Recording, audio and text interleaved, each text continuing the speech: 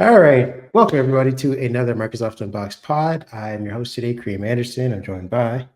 David Allen. Hope everybody's doing well on this Friday. Yeah, we are kind of a short news cycle. While there is plenty to talk about, there weren't a lot of major headlines. We do have some stories that we want to cover with you guys. So we're going to get you guys into it. So, again, we can get you out and enjoying your weekend as quickly as possible. Some of the stuff we're going to be covering today has to deal with OneDrive and Copilot. Got a bunch of new features. So, those of you who are trying to be device agnostic, this is some good news, especially if you are a fan or user of Copilot.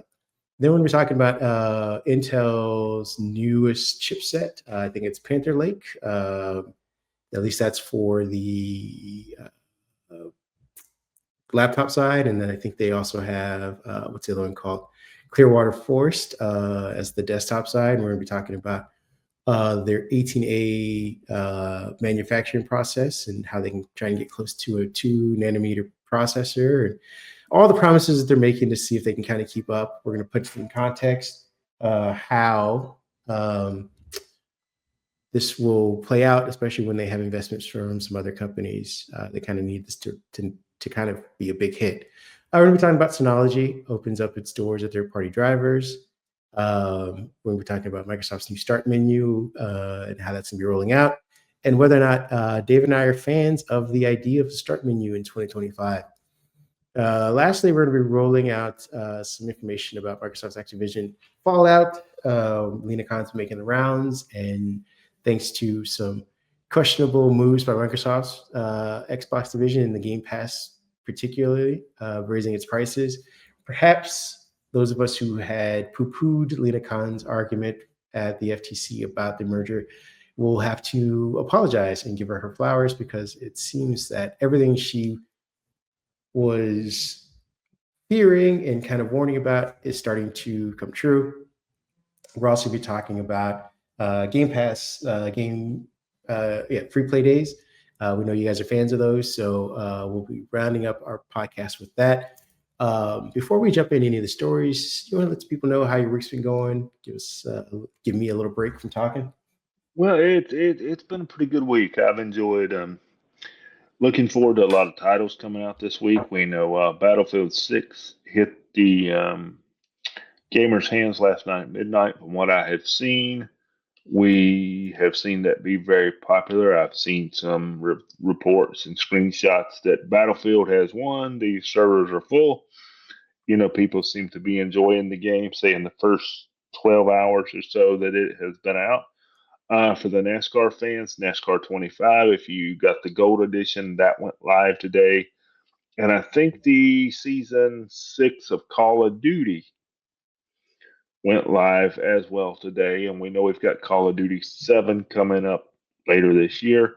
So it's that time of year where you pull out those gift cards, you pull out that credit card, and we can talk about handhelds and the pre-order fiascos going on there, so you Give can me, determine if you want give me a second. Sorry.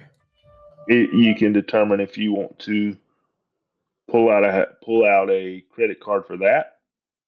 Um, I'd like to know what you guys are playing. Other than that, we'll wait patiently for my co-host to make it back this way. He obviously had to take a call or take a message, so we'll wait for him to return. He's back. We were just going over gaming, my friend, while you were taking care of your call there. Okay, thank you. Appreciate it. Sorry about that, ladies and gentlemen. Yeah, life goes on when you're doing stuff. Let's get into the news. We've done enough stalling for now. We have some information about Copilot and a ton of new features that are rolling out. Like I said, I mentioned at the top, if you are someone who is trying to be device agnostic, this is great, because this is a lot of stuff that's going to be going to the web version of OneNote. Let's start off with some new AI-powered file summaries. I think that's going to be pretty useful for a lot of people. Copilot can instantly summarize documents, PDFs, presentations, and more directly with OneDrive. So again, if you have some documents in there that you need to reference or give some brief information about. If you guys are sharing stuff via project management, this is a cool thing to kind of do and get out of the way really quickly.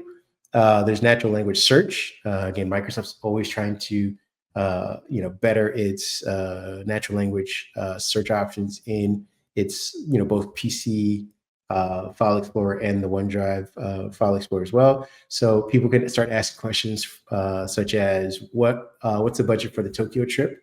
And then Copilot will surface relevant files and answers for that. So again, if you are needing to do an expense report, say you forgot to do it over the weekend, you're back at work and HR is knocking down your door because they want to go to lunch early, and you're like, dude, I don't have time for it. You can quickly say, hey, surface all my receipts and stuff for the Japan trip or the Italy trip or whatever, and they should give you a summary of that, and you can just push that out and be like, get off my back, go have your lunch. The smart recommendations, Copilot suggests files that will, I believe, files to review based on recent activity, upcoming meetings, and shared content.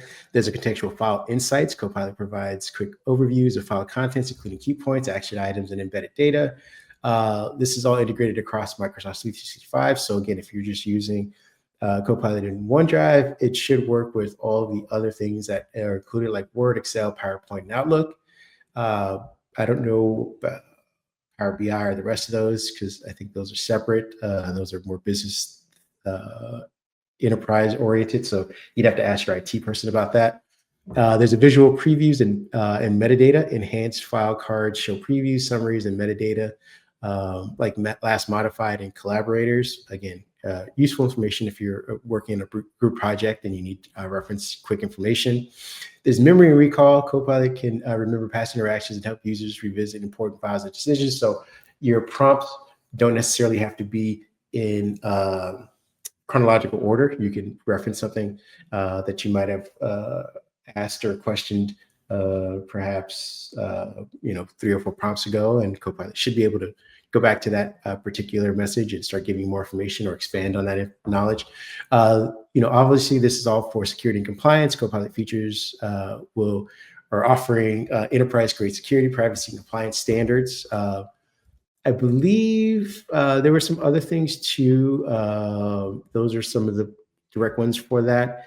But there's going to be a new cloud first creation starting today. New documents in the Word and Excel have directly OneDrive. You can auto save, enable your work, protect it, and have real time collaboration. Both people, I guess, using, if you gave someone access to your OneDrive, you guys can both use Copilot in there to do some really cool and creative things. I think the last few things were photo related. There's a photos agent, which allows you to use Copilot to find your favorite photos. You can share them with other people.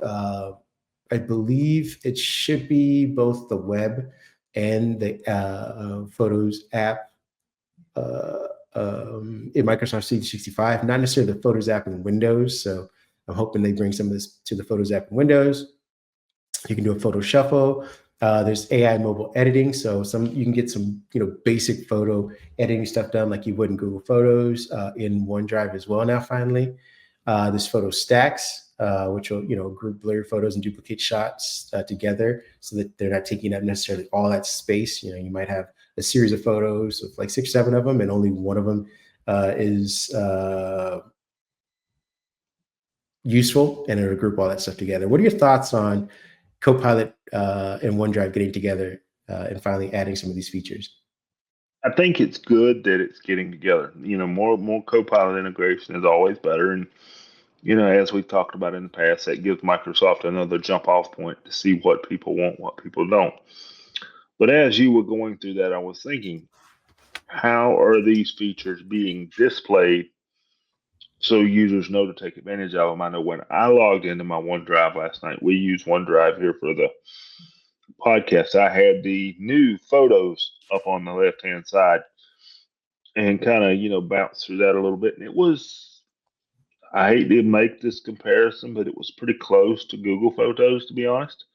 Um, Everything that I have backed up in OneDrive was categorized neatly, and I was able to edit and make simple edits to those photos. And in some cases, make some AI edits. It's not as far along. I don't think as far as Google Photos go, but I think when people look toward OneDrive, it's more of a productivity type focus.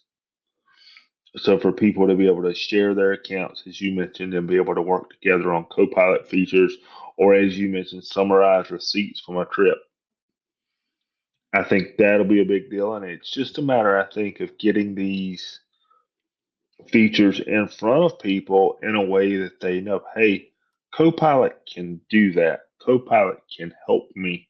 Copilot can assist me with what I'm doing. And I think that's part of the big AI problem. We don't know everything AI can do. We don't know how to present it to consumers to know what AI can do. Because if you think about it, when it's presented in the IT world, your IT admin is having a meeting, a memo, Teams, something saying, "Hey, we enabled this feature. Here's what you can do." And the sales team runs off with it. The accounting team runs off with it. We need something like that, I think, from Microsoft. Hey, this is everything you can do. These are some examples of what you can do, so people will adopt this stuff a little better. Yeah, I agree. It's, to your point, putting it for consumers and enterprise people at the same time should hopefully help adoption a little bit. Usually you see the stream of, well, I use it for work and I can figure out a way to use it for home, and it takes a little bit longer. But if you can, like I said, start organizing your budget, your finances, using this kind of stuff through Copilot, you're more apt to, figure out a way to use it both through your work and your home stuff. The next thing we have actually is about Intel. We have an Intel story.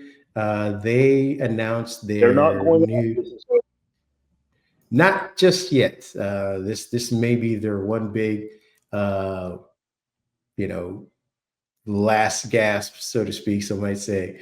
But at Intel Tech Tour 2025, Intel unveiled its Partner Lake platform. It's the first to use its advanced 2 nanometer Intel 18A process node. And it's, Intel's, doing the rounds by making a bunch of grandiose promises about, obviously what this chip can do, because, hey, that's what you do when you're in business. They are promising significant performance and efficiency gains for mobile devices. And again, I don't know what the definition of mobile devices are because they aren't in phones necessarily, but I'm assuming, tablets and, ultrabooks and things like that are probably what they're gaining for. And these will be launching in, I believe, 2026. They'll be built with the modular chiplet architecture and featuring upgraded compute cores, the Xe3, integrated GPUs, and enhanced AI, media, and image processing engines. Partner Lake aims to outperform Lunar Lake and Arrow Lake, which, those are pretty good. They weren't, super powerful distros. They were, more efficiency than anything, but they're looking to kind of combine that efficiency architecture with some more power. Obviously, that's always been the key, North Star for most of these chip developers. They're going to be scaling between ultrabooks and obviously gaming laptops. And they're looking to expand memory bandwidth, obviously update the connectivity stuff. So you can get Wi-Fi 7. I think some of these are going to start off with up to 50 tops as well for more, better AI performance. Thunderbolt 4. Like I said, these will be available in 2026. The other chipset that they were talking about that probably didn't get as much, heyday or reference and highlighted was the Clearwater Forest. And again, that's their desktop chip. So you can be looking forward to that in some, what are those, the small desktops are called or whatever. You can start seeing those coming up as well, or in your gaming PCs. And those are, supposed to have a ton more power built into those and work better with NVIDIA or just dedicated or discrete GPUs. Before I go into any more of the details, what are your thoughts on this big bet for Intel before I even I get into think it some more is. context for it. I think it is a big bet. I really do. I think I'm hoping the best for Intel, but I think based on what we see as tech reviewers, and I think they've got a mountain to climb, and I don't think that one chip is going to climb that mountain. I'm just hoping they can hang around for two or three chips, and maybe hope that AMD and Snapdragon, maybe they are able to close the gap a little bit two or three generations from now, because I still see AMD and Snapdragon going straight up. They're adding power, they're adding efficiency, and it seems to be balanced. Other than there are some issues with some AMD chips when you unplug the device, power goes to nothing. So they're doing that trick to give you battery life. But I think Intel's got to carve themselves out a point to say, okay, this is what we're good at for right now. They did this in the past. Is it efficiency they're going to be good at?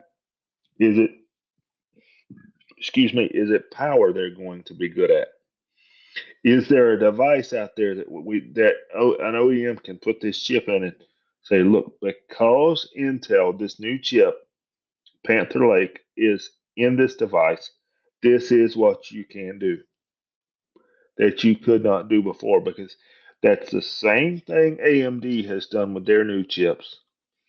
That's the same thing Snapdragon has done with their chips, is put them in a device, show us what you can now do.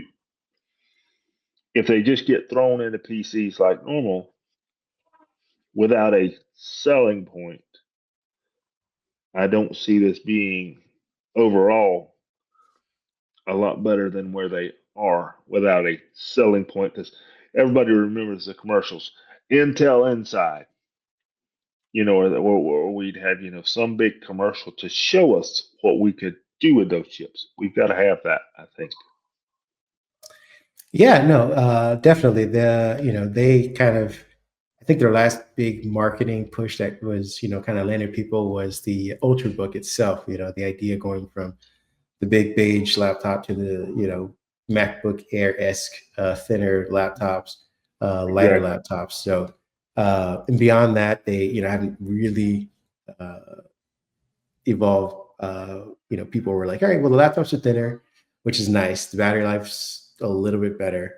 Uh, but I think they're going to need to tackle battery life, tackle heat. It's always the hot bag that's to this day still kind of plaguing them.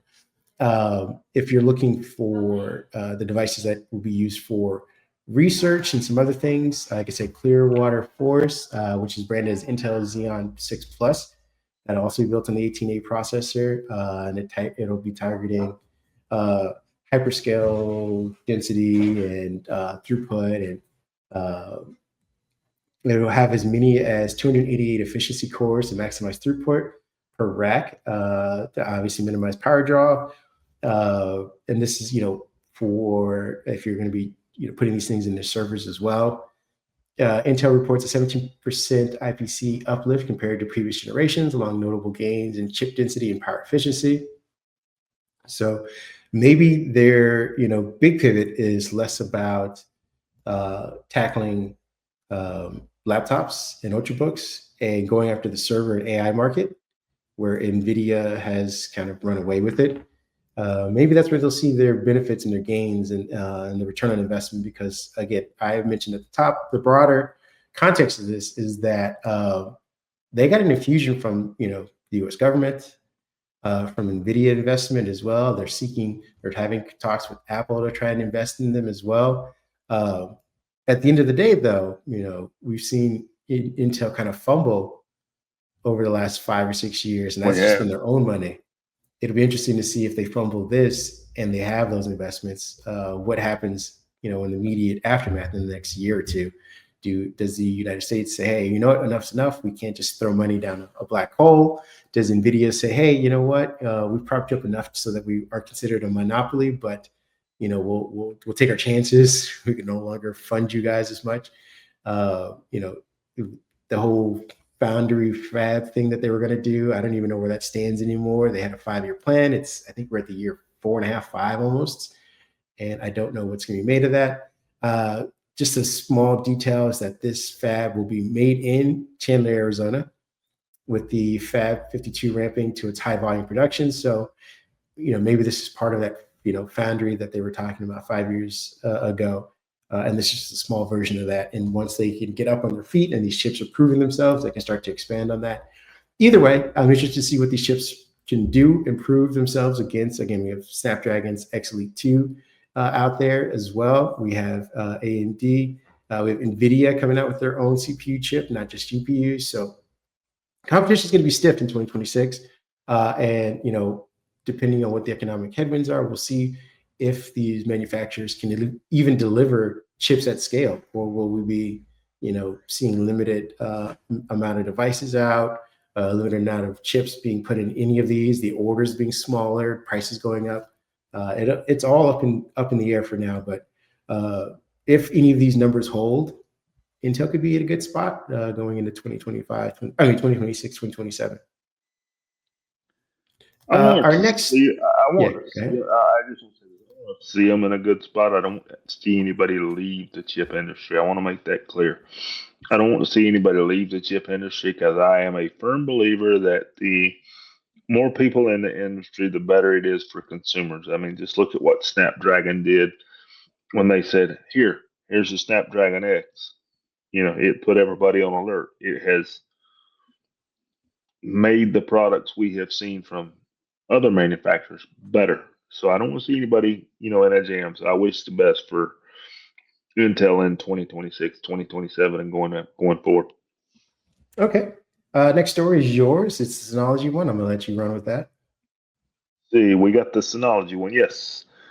Synology, for those that don't know, is a NAS system that a lot of people use in their homes, small businesses. It is a great device for storage, backups, backing up your photos, backing up your PCs. If you're a little IT-ish, you can run mail servers, you can run web servers, you can kind of run your own Google Drive with Synology Drive. But here's the problem.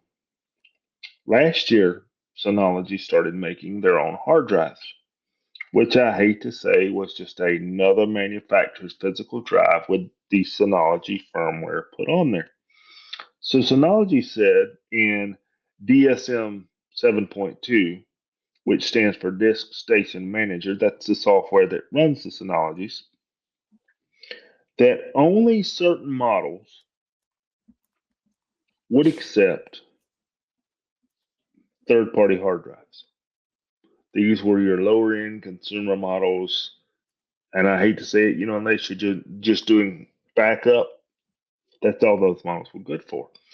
But then Synology came out and said, nope, we're done with third-party hard drives. You have to buy our hard drives. Here's the issue with that. Synology hard drives are inherently more expensive per gigabyte, per terabyte, by quite a bit. So that put the Synology fan base up in arms, and they started looking at things like QNAP, Ugreen, and other options that are hard drive independent. Just throw your drives in there. Synology drives didn't have anything at the time at the 26, 28 terabyte range, like we're seeing Seagate and Western Digital push these drives out. So Synology came back and said, okay, what we want you to do, Western Digital, what we want you to do, Seagate, is send us your drives. Let us approve them. Make sure they meet our standards. Guess what? That never happened. The hard drive makers were kind of laughing. You want us to send you hard drives to see if our drives meet your standards. No, we are the standard. We're not going to do that. So Synology, if you keep up with the Facebook groups and other threads and whatnot, users were leaving by the droves. Businesses were leaving. And when your business customers start leaving you, you get somebody's attention in that corporate office. And you're talking people that have done some business with Synology for 10 years. I have seen Synology in business myself for 10 years. these customers were going for these other options just so they did not have to buy the Synology hard drive. So here in DSM 7.3 that came out earlier this week, Synology backed off that claim. You can now put what hard drive you want and build what storage array you would like with whatever hard drive manufacturer you would appreciate. So Western Digital has a 26 and a 28 terabyte drive. You can go buy those. You can now put those in your Synology. So it's going to be interesting to see where this goes. Now, this is not over because in reading, just like Microsoft at times or other companies, Synology has lost consumer trust by making this move. So if you've already bought another company's NAS, you're not going to put it on the shelf and well, Synology changed their mind. I'll go buy one of theirs. Now, no, you're probably going to run the life cycle of what you just paid for. So that's business that Synology doesn't give back. So, I've been a Synology follower since 2016. And I was part of the crew that was out there fussing, hey, we've got to undo this crazy rule. I'm interested to see where Synology goes from here because they're still getting, even after releasing this, they're still getting heckled in the socials about, well, you could have done this a year and a half ago or not done it at all, and you wouldn't be in this situation. So we'll see where this goes. Yeah, I mean, I don't have much to add to that. I think you summed it up pretty well. It's seems like they had a business decision, business move, made a choice. The choice sort of backfired on them, and hopefully they will be more consumer friendly in the future when they make their next decision. Sounds like another company that we cover mainly. The big one with the M on the top. They're in Yeah, the we'll get into they're in their the they're in the backfire phase. Let's see how they respond. yeah, we'll get to that one in a second. Let's go over the Microsoft New Start menu. We were talking about, I believe, what is it? You and I were talking off mic about whether or not Microsoft should even be bothering with a start menu in the year 2025. I say no, but I think you are a little more understanding than myself. Uh, the reason why I say no is because I operate and use my device a little differently, I suppose, than I used to back before Windows 7 was a thing. But before we even get into that in particular, let's at least let people know what they can get used to or should be looking forward to. And I believe this is in the Canary build. It was in beta and dev before, so it means we're inching closer to this becoming reality for everybody. You're going to be experiencing a larger start menu with more responsive sections. When they say responsive, that will be based on the screen size. So obviously, the more screen you're dealing with, the more options you get as far as sorting through recommended sections, folders, pinned items as well. You'll have to be able to have more pinned items. Again, the more screen real estate you have. So if you're using a desktop, you'll get full access to the full start menu. If you're using a tablet or if your resolution is a little differently and everything's bigger on your screen, you may get less to navigate and move around with. Some of the things that you can also look forward to on this new one is, or I guess as the blog says, on larger devices, you can expect up to 8 columns of pinned apps, 6 recommendations, and 4 columns of categories. In the start menu on smaller devices, you'll see 6 columns of pinned apps, 4 recommendations, 3 columns of categories. Again, these are all just different ways to kind of organize all that information. You'll be able to go into your settings to enable all that. So you can enable show most used apps, recently used apps, recommended stuff, websites from your browsing history. This is all indexed in the search as well. This will also integrate phone link.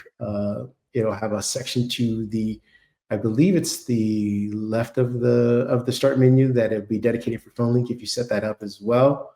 There are some other minor improvements that you can kind of, I believe they've rebuilt this whole start menu with the net framework Net Framework 3.5 is no longer part of the Windows feature for the demand optional component. So they're using a different set of code, which hopefully will be better and more reliable. So you won't get any freezes or breaks as far as that's concerned. The command line text editor now is delivered in Windows. You can quickly edit a file while using the terminal app. They made some fixes to the taskbar and system tray. Video playback has seen some improvements. Again, if you're in the Canary build, just know that there's still some lingering issues for the File Explorer, some stuff in settings, lock and login screens, power and battery. There's been some reports, obviously, of, we were just talking about Intel and their hot bag issue. Part of that is also in Windows as well. The two of them never been able to seem to figure that out. Now, with all those features being said and getting the new start menu, how do you use your start menu? Or is this a thing that Microsoft should even be worried about in Windows 11? I've got a version of this on the particular laptop that we're currently using, and I'm finding I'm using it two ways. One is a little bit new. It does pin things that you use often on the start menu. Like right now, when I hit my start menu while we're talking, it does have apps that under all, a section called all. It does have apps there that I use frequently and use daily.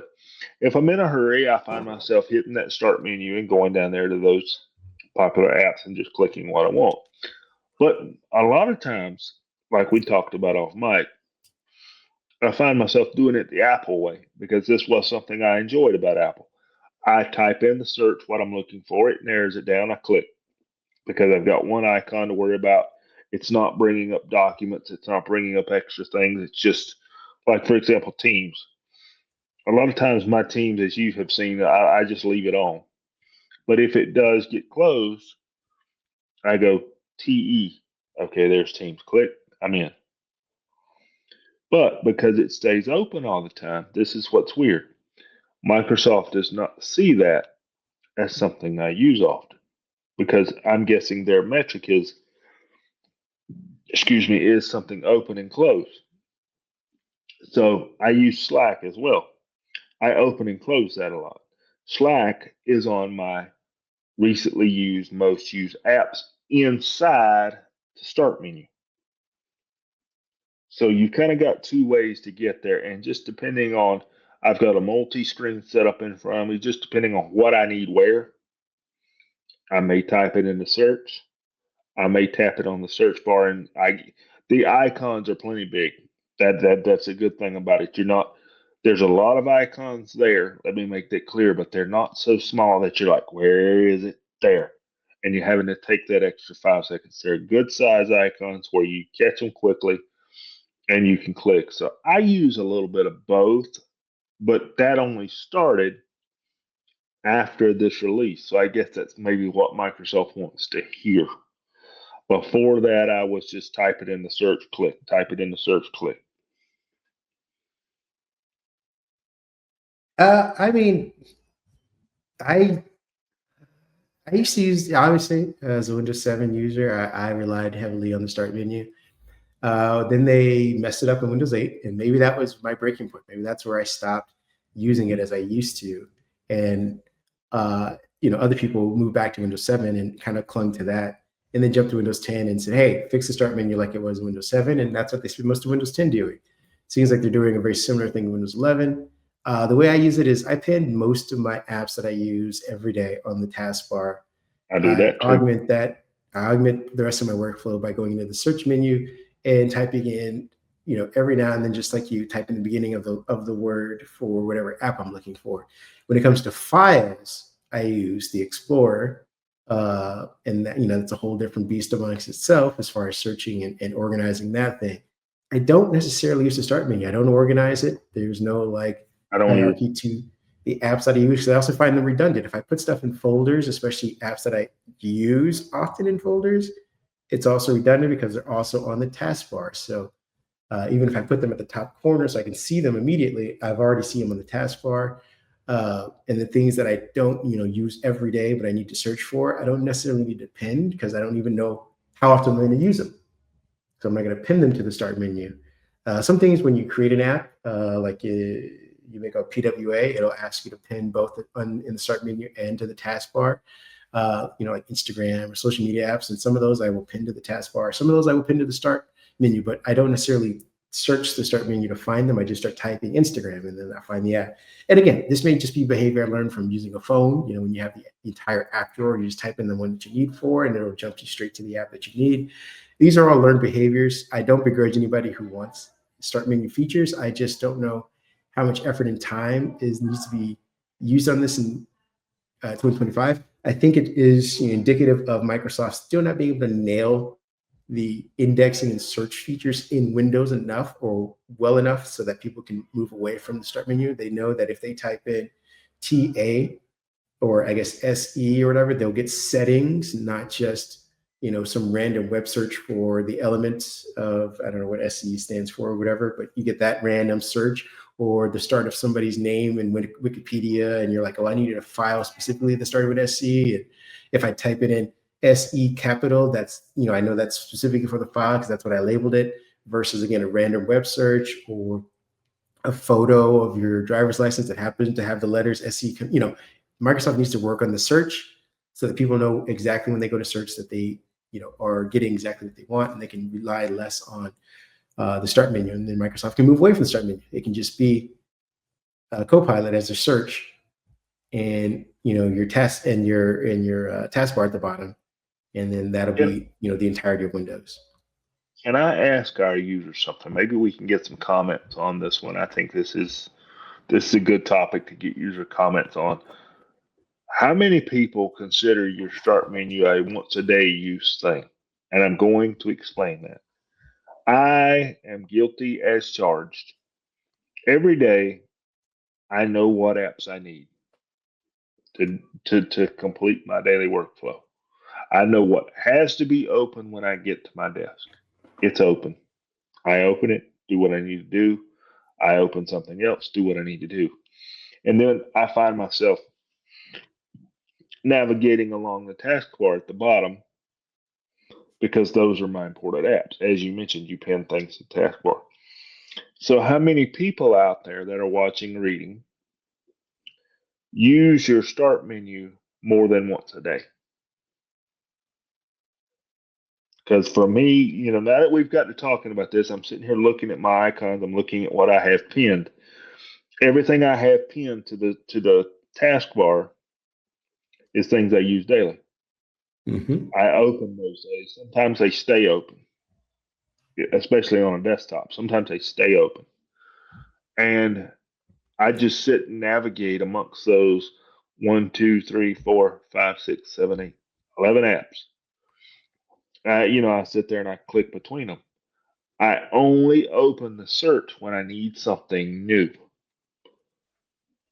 So that's kind of intuitive to the fact of how much, as you said, how much of this do we still need? Because once my stuff is pinned, that's everyday activities. It stays pinned, and I go to File Explorer, as you said, which is its own animal, which speak of, I have never adopted the idea of tabs in File Explorer that everybody wanted. I think I've used them twice. I do it the old-fashioned way. I open up multiple copies of File Explorer. That's what we used to do. That's what I've always done. That's what I'll always do.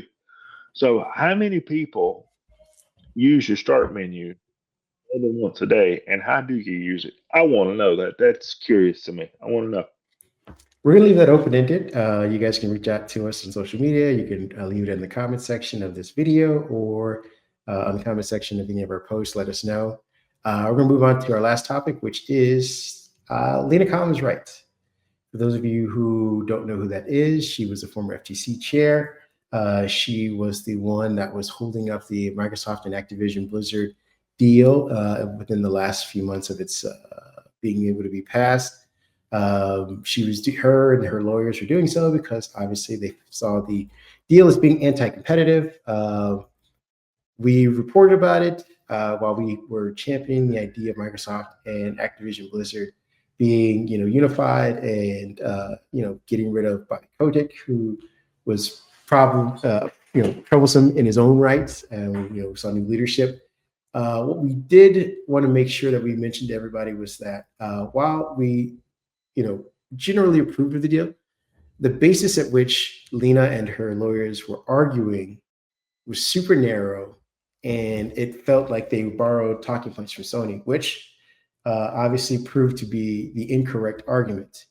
Now that Microsoft has gone and made some very questionable, and I say questionable only because I'm trying to be generous and euphemistic, but they seem to be anti-consumer moves as of late when it comes to Game Pass and supporting the gaming industry in general, mass layoffs, shuttering of studios and canceling of games. It all seems to be part and parcel of what Lina Khan at the FTC was talking about. And I think she was on Twitter the other day, kind of talking about, or showing, I think even in a slide, I think she had specifically about the anti-competitive moves that have been made since Microsoft and Activision have been put together. And I just wanted to get everyone's kind of thoughts on this idea of, her being right. It was, while a lot of us in the gaming industry thought that, again, her argument as far as Microsoft keeping Call of Duty from PlayStation being the crux of it, and Microsoft, legally working around it, saying, "Hey, no, we're going to be super open with that. What we're not going to be open with is our pricing when it comes to Game Pass eventually, and the shuttering of studios and the consolidation of employees and the generally bad taste that Microsoft's been leaving in the mouths of gamers as of late." What are your thoughts on her being right? She was right. Let me get that all. And we wrote articles about this. We talked about this on numerous podcasts, especially when all this was in court. And I think us even everybody got hung up on Call of Duty. And I think that's what Microsoft wanted us to do was get hung up on Call of Duty. They wanted her to get hung up on Call of Duty.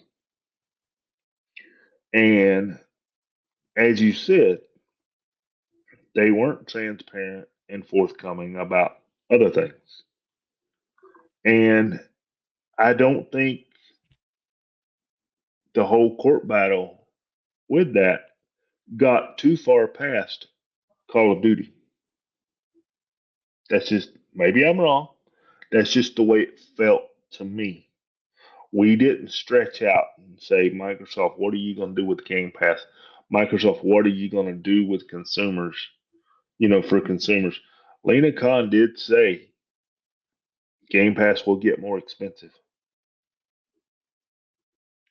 And consumers are going to have to give Microsoft a monthly fee to access Call of Duty. She wasn't wrong. And here we are. Next month, Game Pass Ultimate, $30. You're guaranteed, I think it is 75 day one release games per year. So if you want that day one release, you have a choice.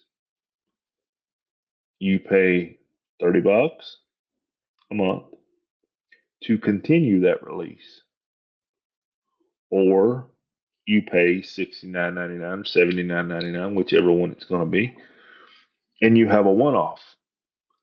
So I'm a Game Pass fan, but even I can look at this and say, okay, consumers are not going to win this. And Lina Khan was correct. And I think it was an oversight by a lot of journalists, us included, that we stuck with Call of Duty. I talked about it every week on this pod, how Call of Duty was tied up in that deal. Microsoft, you did a good job. You distracted me. You distracted me, so I was talking about Call of Duty. You had that took care of, but what you didn't tell me is what was going to happen a year later with Game Pass. But I did make a comment, and it was something we discussed, that one day Game Pass would increase to pay for this merger. Lina Khan was right. Here we are. Now gamers are unhappy, and the fallout has begun. And Yeah. For anybody we just listening, don't. you can't. You can't see right now, but this is the chart she showed of Game Pass and its trajectory in relation to Netflix. And Netflix is constantly saying like, "Hey, it's another month. Give us another $2." And they've been steady about this. You can see in the chart that we're showing right now, they've been steady increasing. Microsoft, though, was at least from 2019 to about 2023 on a very slow, gradual increase. Something that was, that made Game Pass relatable and easy, accessible to people. This is why it was known as one of the best gaming options for a long time, even if people didn't want to buy the Xbox, the console itself, but the service is great. And again, that's from 2019 to about 2023. In about 2024, after the judge, Scott Corley, rejects the FTC's effort to block it, Microsoft makes a jump to about $20. It goes from a little under 17 to 20. That's a $3 jump.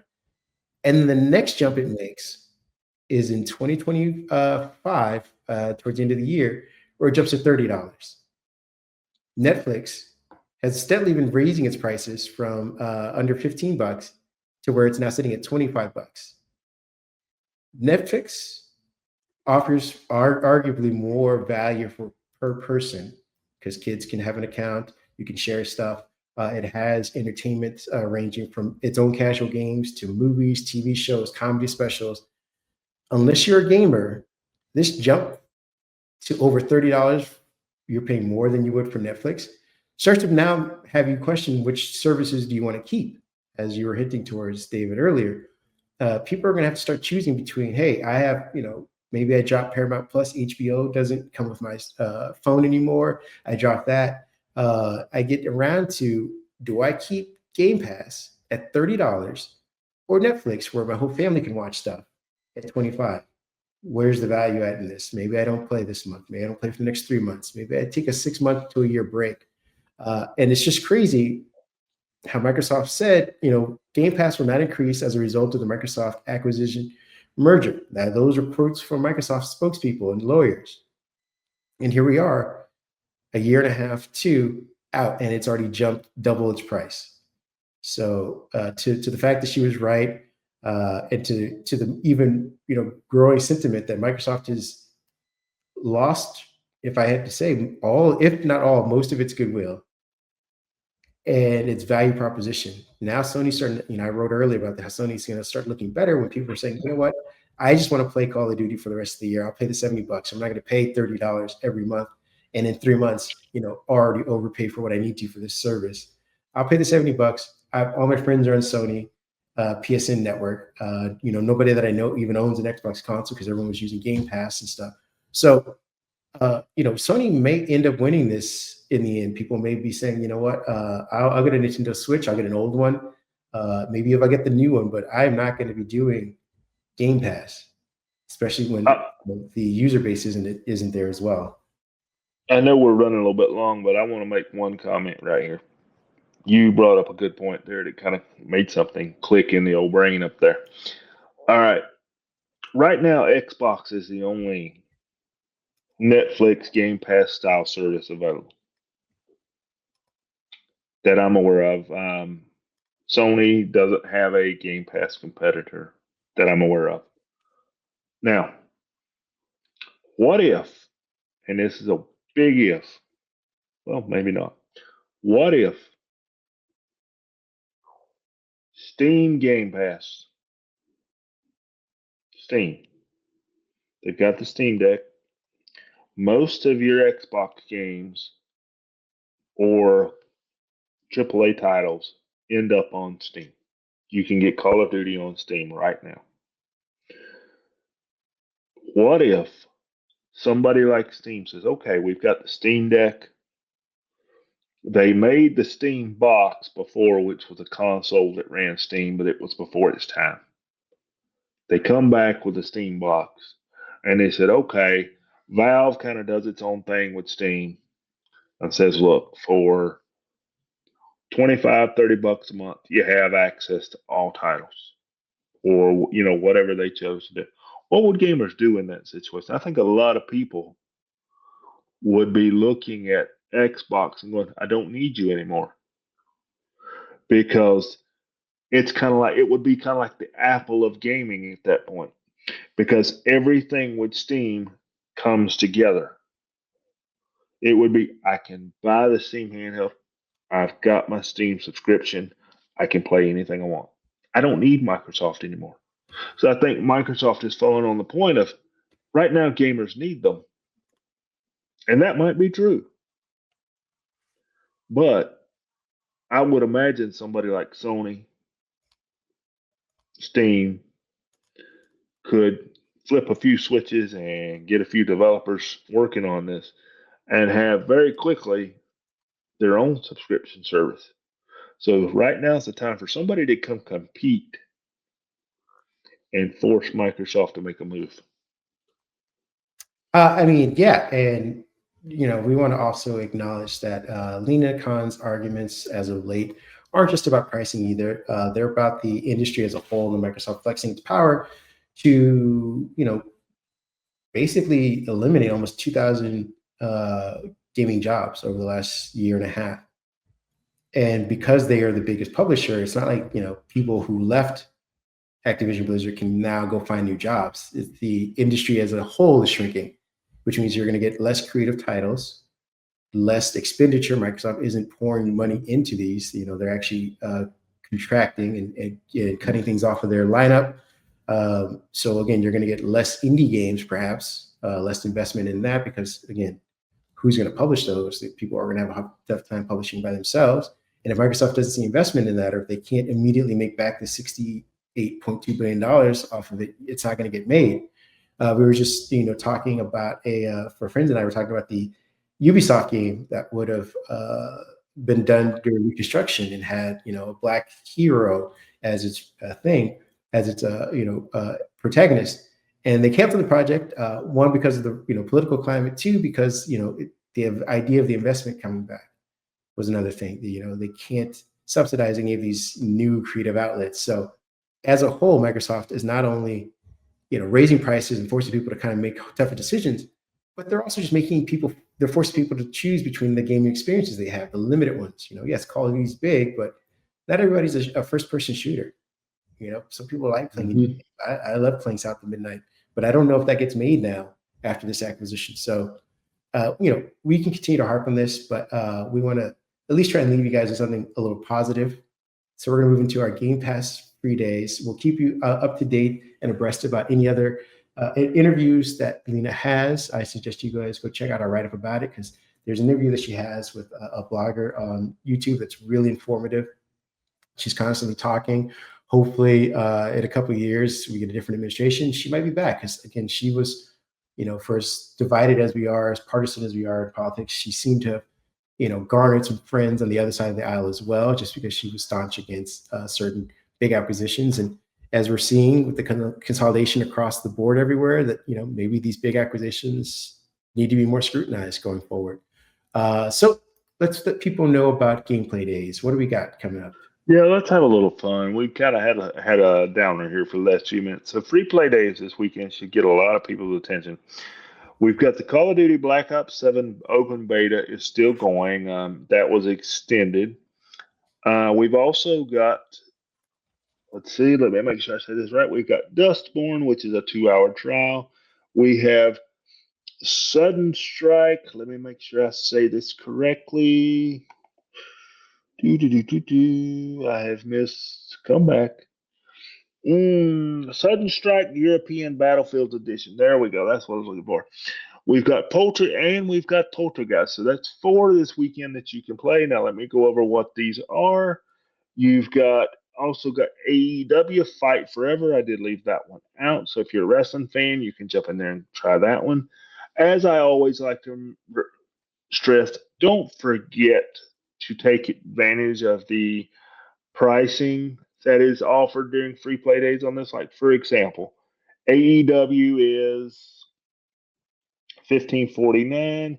We've got Under the Waves, which is one I failed to mention, which was $5.99. We've got Kingdom 2 Crowns, which is $3.99, and Raiders Republic, which is $9.99. So while we're talking about saving money and people having to be a bit more frugal, you can spend, maybe $25 there and get a few inexpensive games. If those games are things that you like, make sure you check out the new Call of Duty Black Ops 6 Season 6, I think it is this weekend. The Battlefield 6 is out this weekend.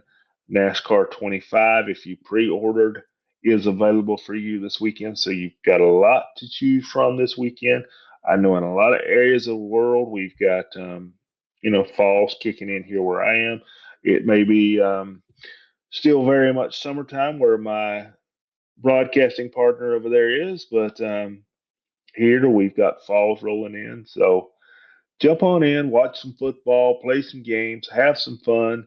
If you've got a handheld, get your handheld out. If you don't have a handheld, you've recently ordered one, might want to check your shipping date if you have one.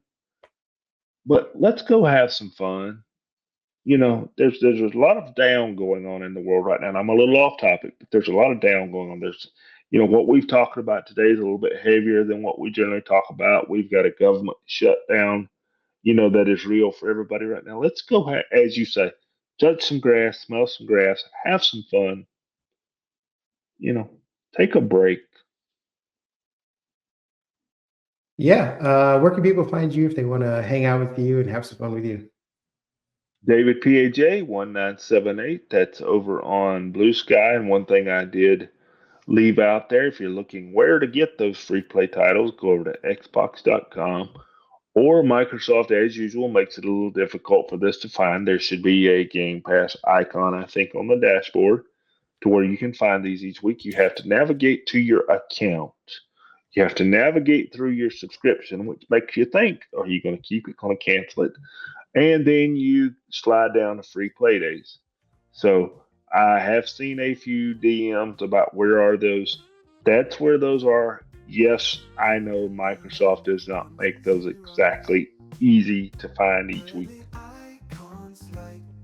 All right. And if you want to hang out with me, you can find me at Happy Hulk at Blue Sky. Again, we want to thank you guys for joining us for another week. We will see you guys next week. Go out and enjoy some food. Go out and enjoy some music. Go out and enjoy a nap if you want to. I know I want to get one of those. If you are a green thumb, go ahead and enjoy your yard. If you are someone who likes driving, go out and enjoy a nice car ride. Whatever it is you do, enjoy it for as long as you can. And we will see you again next week, hopefully in a better mood with better topics to talk about. Take care, everybody. Have a good weekend, folks.